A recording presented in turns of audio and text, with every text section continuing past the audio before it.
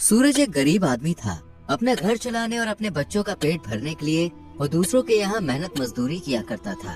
कई बार उसे पूरे दिन मजदूरी करने के बदले सिर्फ आधे पैसे, फटे पुराने कपड़े और बासी खाना मिल जाता था, जिन्हें वो शाम को अपने गमछे में बांधकर अपने बच्चों के लिए घर ले जाता था। घर में घुसते ही उसकी पत्नी कावेरी बोली, अगर पैसे मिले हो तो दे देना, लड़कियों के लिए गरम कपड़े लाने हैं। जरा सांस तो लेने दो, कुछ कपड़े मिले हैं, पहना कर देख लो, ये सर्दियाँ तो कट ही जाएंगी। हर बार सर्दियाँ तुम्हारे मिले हुए इन चीथड़ों में ही कट जाती हैं। पता नहीं कभी नए मयस्सर होंगे या नहीं। सूरज ने गमछा खोला और कावेरी से कहा, आज के काम में कपड़ों के साथ साथ एक खाना भी मिला है, मिल बांट कर खा लो, साथ में गुड़ खाकर पानी पी लेना, पेट भर जाएगा। कावेरी ने सूरज से ये भी नहीं पूछा कि तुमने खाना खाया या फिर नहीं, और खाना लेकर अंदर चली गई। ये देखकर सूरज की आंखों में आंसू आ गए। उसने भी सुबह से कुछ नहीं खाया था। बेटियों के खातिर पेट पर पट्टी बांधकर वो दिन रात कमाता रहता। 3 बेटियां होने के बाद एक बेटे की चाह थी, अगर बेटा हो जाए तो घर में कमाने वाला और हो जाएगा।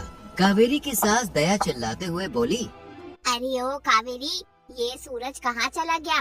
राखी आ रही है, कुछ पैसों का इंतजाम करके रख ले। लड़कियाँ ससुराल से आएंगी तो खाली हाथ जाते हुए अच्छी नहीं लगेंगी। कावेरी को ये सुनकर गुस्सा आया, लेकिन वो गुस्सा पीते हुए बोली, अम्मा जानती तो हो इनकी अकेली की जान को कितने झमेले हैं। इस राखी पर शायद कुछ ना हो पाएगा। बहन बेटी को देने से बरकत आती है, लेकिन तुम लोगों के हाथ से तो कुछ छूटता ही नहीं है। कल को जब अपनी 4-4 बेटियां राखी पर आया करेंगी तब पता चलेगा। कावेरी को ये बर्दाश्त न हो सका। वो बोली, अम्मा कहो तो बेटियों के गले में पत्थर बांधकर कुएं में फेंक दूं। उसके बाद ये जो भी कमाएंगे वो आपकी बेटियों को दे देंगे, फिर तो हो जाएगी ना हमारे घर में बरकत। ये तो सोचती नहीं है कि दिन भर गधे की तरह जी तोड़ मेहनत करते हैं, तब जाकर 2 समय का चूल्हा जलता है, और आपको अपनी बेटियों की पड़ी है। बस तुझे तो बोलने का मौका मिलना चाहिए। मना कर दूंगी अपनी बेटियों से, कोई जरूरत नहीं है त्योहार पर आने की। तभी कावेरी की बड़ी बेटी लता स्कूल से रोती हुई आई और बोली, माँ मुझे स्कूल नहीं जाना, मास्टर जी ने मुझे मारा। मास्टर जी ने मारा, लेकिन क्यों? तूने स्कूल का काम पूरा नहीं किया होगा, पूरा दिन खेल में जो ध्यान रहता है। नहीं माँ, काम तो पूरा था, लेकिन मास्टर जी कह रहे थे कि मेरी 2 महीने की फीस जमा नहीं हुई है। हे भगवान, पलंग झपकते ही 2 महीने बीत गए और फीस तो इन दोनों की भी बाकी होगी। बोलती हूँ तेरे पिताजी से, कोई ना कोई बंदोबस्त तो करना पड़ेगा। शाम को सूरज के आते ही कावेरी ने फीस की बात की। ये सुनकर सूरज परेशान हो गया। वो सोचने लगा कि तीनों बेटियों की फीस मिलाकर 300 रुपए बैठती है, 100 रुपए मजदूरी के मिलते हैं, फिर 300 रुपए कैसे जुटाऊंगा। रात यूं ही फीस की चिंता में गुजर गई। गांव में सर्कस लगा था। लड़कियां जिद करने लगी कि पिताजी आज हमें सर्कस ले चलो, हमें भी सर्कस देखना है। चलो ना, वैसे ही कहीं जाना नहीं होता। सूरज सबके जिद करने पर उन्हें सर्कस ले गया। सर्कस में जाकर बच्चों ने खूब मजे किए। पहली बार सबके चेहरे पर इस तरह की मुस्कान आई थी, लेकिन सूरज तो अब भी बच्चों की फीस की उलझन में ही पड़ा हुआ था। सर्कस में घूमते घूमते देखा कि एक जगह एक लड़ाकू सांड अच्छे अच्छे सुरमाओं को पटकी दे रहा था। उसे काबू करने वाले को 5000 रुपए का इनाम था। सूरज कावेरी से बोला, सुनो, मैं कोशिश करके देखूं? रहने दो, एक पटकी दे दी तो महीने भर भी सीधे नहीं हो पाओगे। अरे एक बार कोशिश करने में क्या हर्ज है? अगर जीत गया तो बच्चों की फीस चली जाएगी, राखी का त्योहार भी हो जाएगा और तुम्हें भी एक अच्छी सी साड़ी दिलवा दूंगा। कावेरी इतनी सारी कमी पूरी होते देख भला सूरज को कैसे रोकती। सूरज सांड से लड़ने चला गया। सांड को काबू करते समय सूरज के दिमाग में सिर्फ एक ही बात थी कि बस कल किसी भी हालत में बच्चों की फीस जमा करनी है। भगवान ने सूरज की सुन ली और सूरज जीत गया और उसे 5000 रुपए मिल गए।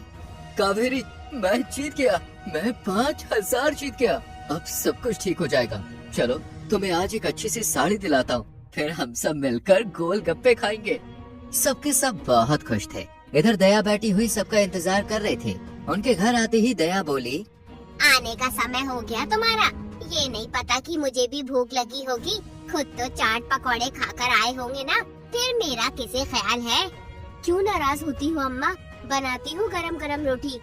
कावेरी दया के लिए रोटी बना ही रही थी कि उसे उल्टियाँ होने लगी। जरूर सर्कस में कुछ उल्टा सीधा खाकर आई होगी, तभी उल्टी हो रही है। सूरज को भी ऐसा लगा, लेकिन बात तो कुछ और थी। कावेरी फिर से माँ बनने वाली थी। तुम ठीक तो हो ना? कैसे कहूँ? मतलब मैं समझा नहीं। कावेरी पेट की तरफ इशारा करके बोली, इस बार फिर से। इस बार तो उम्मीद है ना कि बेटा ही होगा। डरती हूँ कि कहीं इस बार भी बेटी हुई तो। लता 6 साल की हो गई है, अब बच्चा पैदा करना क्या शोभा देगा? अच्छा तो नहीं लगता, लेकिन बहनों के लिए एक भाई और नाम चलाने के लिए वारिस भी तो हो। बेटा ही होगा इस उम्मीद में 9.5 महीने बीत गए और एक दिन कावेरी की तबीयत खराब होने लगी। सूरज जल्दी से जा और दाई माँ को बुला ला। सूरज गया और दाई माँ को बुला लाया। दाई माँ कावेरी को देखकर बोली, अरे दया, इस बार तो बड़ा मुश्किल है। तीनों बेटियां तो मैंने ही पैदा की थी, लेकिन इस बार बहू को अस्पताल ले जाना पड़ेगा। बच्चा ऑपरेशन से होगा। ऑपरेशन का नाम सुनते ही सूरज के होश उड़ गए, लेकिन कावेरी की जान पर बनी थी, इसलिए अस्पताल जाना जरूरी था। सूरज ने पड़ोस से रिक्शा लिया और कावेरी को सरकारी अस्पताल ले पहुंचा। डॉक्टर साहब, मेरी बीवी बड़ी तकलीफ में है, जल्दी से कुछ करो। डॉक्टर चेक करते हुए बोले, देख, बच्चे की धड़कन कम होती जा रही है, लेकिन हमारे अस्पताल में बच्चे को रखने के लिए मशीन नहीं है, इसलिए तुम इन्हें प्राइवेट अस्पताल में ले जाओ। एकदम से इतना संकट आएगा सूरज ने कभी सोचा भी नहीं था। कावेरी की आंखों से आंसू बहने लगे। तुम चिंता मत करो, हम प्राइवेट अस्पताल चलेंगे, मैं तुम्हें कुछ नहीं होने दूंगा। लेकिन प्राइवेट अस्पताल में जाने के लिए बहुत सारे पैसे चाहिए थे, इसलिए वो कावेरी को अस्पताल में भर्ती करके गांव में जमींदार के पास पहुंचा। बाबूजी, कुछ पैसे उधार मिल जाते तो बहुत मेहरबानी होगी। बीवी पेट से है, अस्पताल में जिंदगी और मौत से लड़ रही है। कितने चाहिए सूरज? 10,000 चाहिए, मैं आपकी पाई पाई चुका दूंगा। तुम्हारे पिता हमारे बहुत अच्छे मित्र थे, इसलिए दे देता हूँ, लेकिन 2 महीने बाद मुझे मेरा पैसा वापस मिलना चाहिए। आपकी बहुत बहुत मेहरबानी। पैसा लेकर वो दौड़ता हुआ अस्पताल पहुंचा। कुछ देर के बाद, बेटा हुआ है, लेकिन अभी स्थिति नाजुक है, इसलिए मशीन में रखा गया है। जैसे ही खतरे से बाहर आएगा हम दिखा देंगे। आधी अधूरी सही, लेकिन बेटा पैदा होने की खुशी में सूरज खुशी से रो पड़ा। चाहकर भी अपने आंसुओं को रोक नहीं पाया, और रोकता भी कैसे। उसकी मनचाही मुराद जो पूरी हुई थी। 3 दिन नर्सरी में रहने के बाद बच्चा उन्हें सौंप दिया गया। अब माँ और बेटा दोनों ठीक थे। अस्पताल में 7,000 रुपए खर्च हुए। घर आने के बाद कावेरी बोली, बहुत पैसा खर्च हो गया, सर पर कर्जा रखा गया, सो अलग। तो क्या हुआ, बेटा भी तो हुआ है, मैं हूँ ना। अब कोई दूसरा काम देखूंगा और ये सारा कर्जा उतार दूंगा। कितने पैसे बचे हैं? 3,000। उनकी बातें सुनकर दया बोली, अरे सुन सूरज, तेरी बहनें भी भतीजे होने की खुशी में रेशमी साड़ी मांग रही है, और गांव में लड्डू भी तो बंटवाने हैं। ठीक है अम्मा, मैंने तो सोचा था कि पहले थोड़ा कर्ज उतार दूं। जिंदगी में कर्जा पानी तो लगे ही रहते हैं, पहले जो मैंने कहा है वो कर। 2-4 दिन अपने बेटे के साथ तो ऐसे ही बीत गए। उसके बाद सूरज ने सोचा, इससे अच्छा तो रिक्शा चलाना शुरू कर दूं। अभी 3,000 बाकी है, उसमें एक अच्छा रिक्शा आ जाएगा, बाकी तीज त्योहार सब बाद में। सूरज ने रिक्शा खरीद लिया और फिर रिक्शा चलाने लगा। रिक्शे से उसकी आमदनी तो ठीक होने लगी, मगर बचत के नाम पर उसे 1 रुपया भी नहीं बचता था। इसी तरह जमींदार के पैसों को 4-5 महीने बीत गए। एक दिन जमींदार घर पर आकर बोला, सूरज, लगता है तुम तो पैसा लेकर भूल गए हो, बताओ कब दोगे पैसे? बस बाबूजी, कुछ दिन और, फिर मैं आपके सारे पैसे दे दूंगा। अभी चाहकर भी पैसे इकट्ठा नहीं हो पा रहा है। सर्दी शुरू हो गई है, सोच रहा हूँ इस बार 2 रजाई खरीद लूं। बस 1 महीने की मोहलत और दे दो, दोबारा कहने का मौका नहीं दूंगा मैं। ठीक है, महीने से 1 दिन ज्यादा नहीं होना चाहिए। सर्दियों के दिन थे, ठंडी हवा से हड्डियां गले जा रही थी। कावेरी दुखी होकर बोली, सारे पैसे यूं ही खर्च हो जाते हैं, बच्चों पर एक भी स्वेटर और गर्म कपड़े नहीं है। क्यों? पिछले साल जिसकी यहाँ मजदूरी की थी, उसने अपने बच्चों के पुराने कपड़े दिए तो थे। पुराने ही तो थे, सब खराब हो गए। जो ठीक थे वो छोटे हो गए। वंश की तो पहली सर्दी है, इसे भी तो गर्म कपड़े चाहिए। कल से इसे बहुत खांसी जुकाम है, हल्का सा बुखार भी है। तवे पर हल्दी भूनकर चटा दो, ठीक हो जाएगा। जब पैसे होंगे स्वेटर और गर्म कपड़े ले आऊंगा। अभी तो पहले जमींदार के पैसे देने हैं, वरना आगे कोई फूटी कौड़ी भी नहीं देगा। सर्दी का कहर बढ़ता ही जा रहा था और सर्दी के साथ वंश की तबीयत भी खराब होती जा रही थी। महीना बीत गया। सुबह सुबह जमींदार आ खड़ा हुआ और बोला, सूरज, अब और बर्दाश्त नहीं करूंगा, मुझे मेरे पैसे चाहिए। बाबूजी, बड़ी मुश्किल से 3,000 रुपए जोड़े, फिलहाल इन्हें रख लो, मैं हर महीने 3-3 हजार रुपए करके लौटा दूंगा। ठीक है, लेकिन जो तुमने आनाकानी की तो घर पर कब्जा कर लूंगा। साथ में 3,000 मुझे ब्याज के भी चाहिए।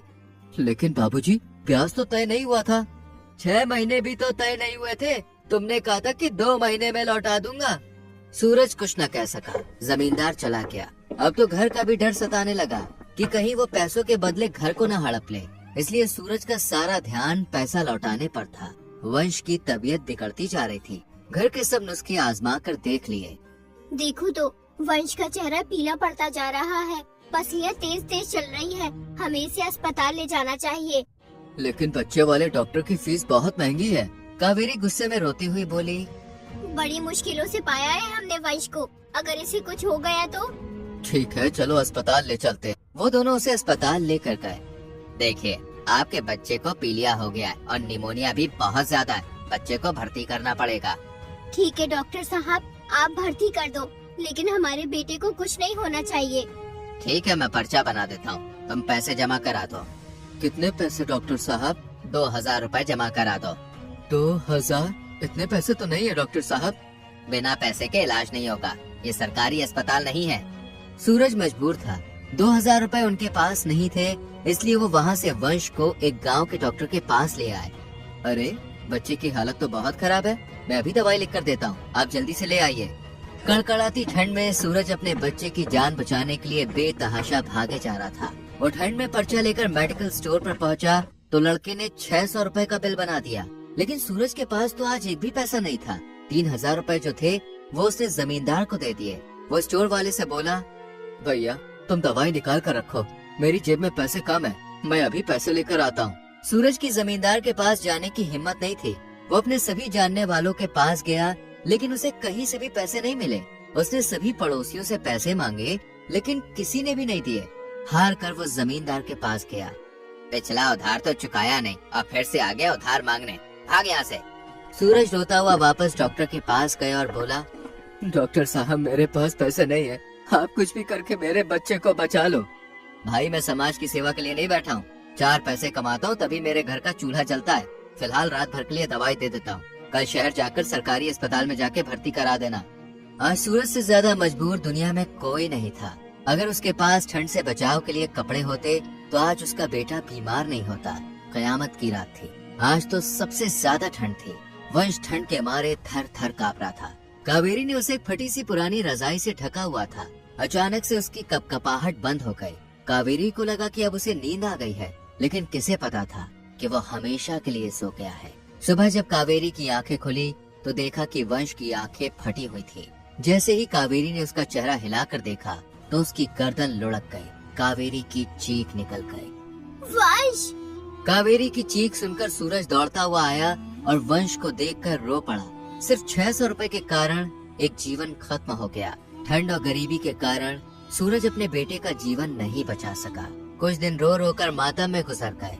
एक दिन, सुनते हो? हाँ कहो। चलो ये घर बेचकर शहर चलते हैं। जो कुछ पैसा आएगा उससे वही कोई अपना रोजगार खोलेंगे। मैं भी कोई काम कर लूंगी, कम से कम जिंदा तो रहेंगे। इस तरह तो पैसे के अभाव में एक एक करके हम सब मारे जाएंगे। सूरज अपने आंसुओं को पोंछता हुआ बोला, ठीक कहा तुमने।